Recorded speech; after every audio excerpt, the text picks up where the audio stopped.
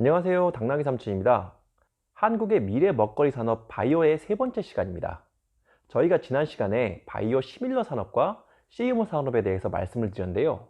오늘은 말도 많고 탈도 많은 바이오 신약 산업에 대해서 말씀드리려고 합니다.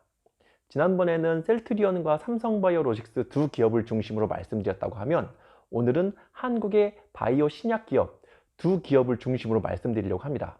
조금 조심스럽기도 한데요. 저희가 바이오 신약 산업에 대해서 간단히 설명해 드리자고 한다면 저희가 맨 처음 영상에서 세계 제약 산업 규모를 말씀드릴 때 에브비사의 휴미라가 22조 원의 매출을 올리는 그런 엄청난 약이 됐다고 말씀을 드린 적이 있었죠.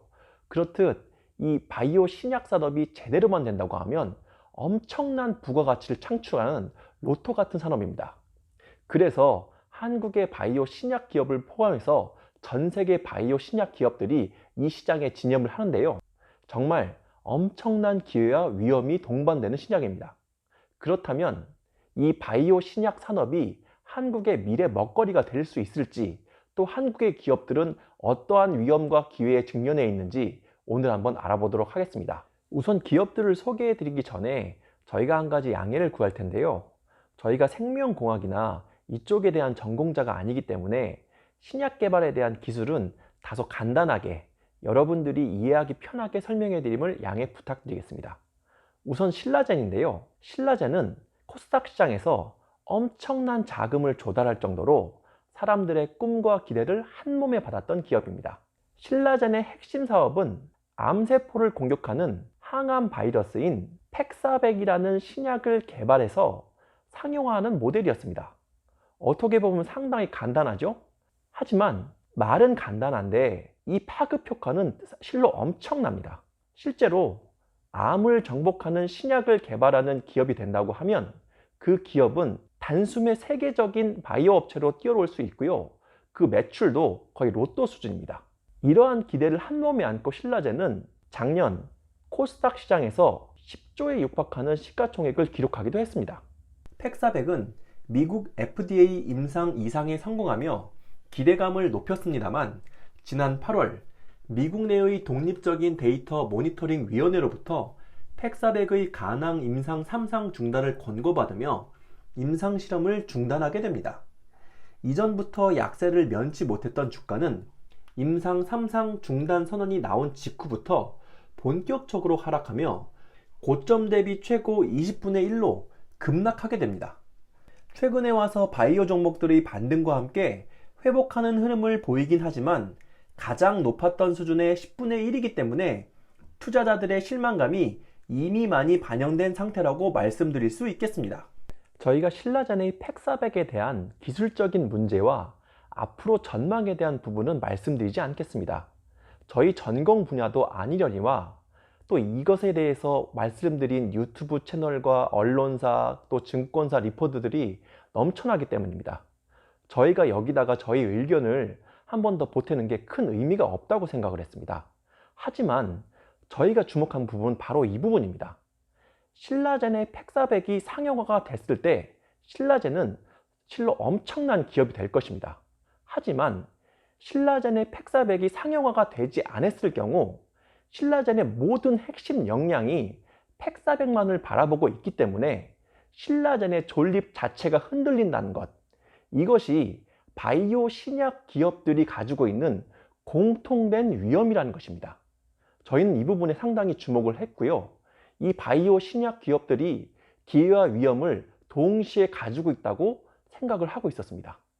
신라젠의 경우는 팩사백이 상용화가 될 것을 가정한 상태에서 문제가 생긴 경우라면 코롱 티시즌의 경우는 조금 다릅니다. 코롱 티시즌은 이미 상용화된 신약이 있었습니다. 그런데 그 신약이 나중에 문제가 발생돼서 그 신약의 판매가 중단된 경우입니다. 코롱 티슈젠은 2017년 7월 야심차게 개발한 퇴행성 관절염 유전자 치료제인 인보사의 시판 허가를 한국에서 먼저 획득하였습니다. 이 제품을 2017년 11월에 출시하며 첫 환자에게 투약하며 상용화를 시작합니다. 비슷한 시기에 코롱 티슈진도 상장하며 주당 최고 75,000원이 넘는 가격까지 상승합니다. 이때 시가총액도 수조 원에 이르며 꽃길을 걸어가는 것처럼 보였습니다.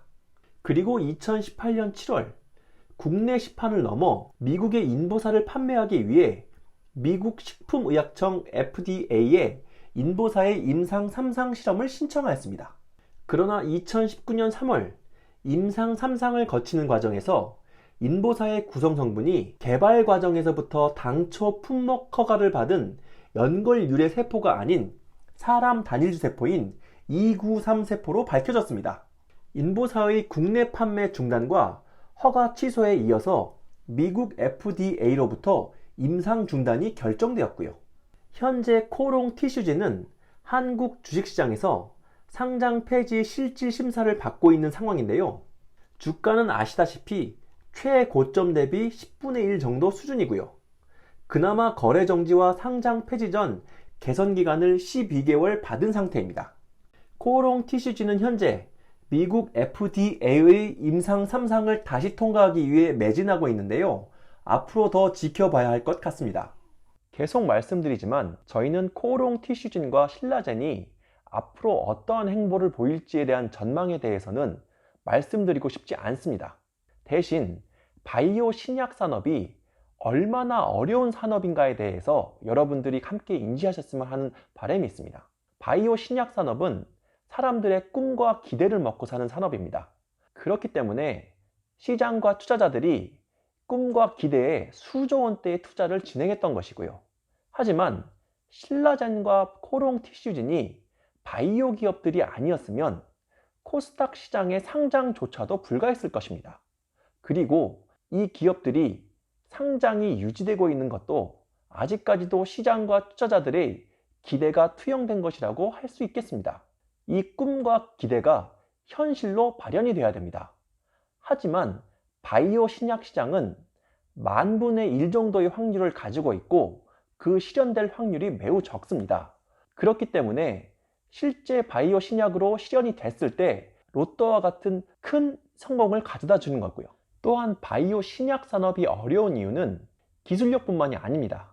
임상 2차, 3차로 넘어갔을 때 엄청난 자금력이 필요합니다. 또 코롱 티슈진 사태에서 보셨듯이 신약으로 개발됐을 경우 그 이후에도 사후 관리에 대한 문제점들이 발생합니다. 이렇게 엄청난 장애물들이 많은 시장이 바이오 신약 시장입니다. 그렇기 때문에 삼성 바이오로직스와 셀트리온이 같은 바이오 업종인데도 불구하고 선뜻 바이오 신약 시장보다 CMO 시장이나 바이오 시밀러 시장으로 우회해서 바이오 시장에 처음으로 접근한 게 그러한 이유가 아닐까 싶습니다.